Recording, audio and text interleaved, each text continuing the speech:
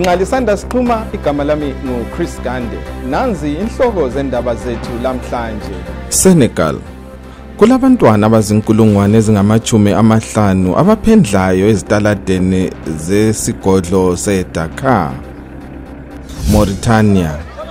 Kulabaningi abalimeleyo kulandela udlakela ngemva kokutshengisela kwabasola ukulotshwa kutsha kwesekelo sombuso welizwe.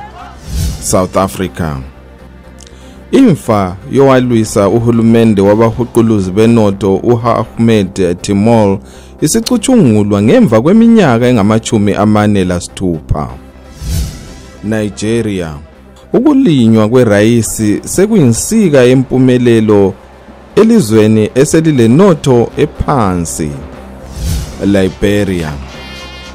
Ilizwe lithakazelele iminyaka eli-170 lathola uzibuse, kodwa abanye bakhala ngokungaphumeleli kulandela impi yomndeni lomkhuhlane we-Ebola. Kwanele walamhlanje asidibaneni njalo kusasa.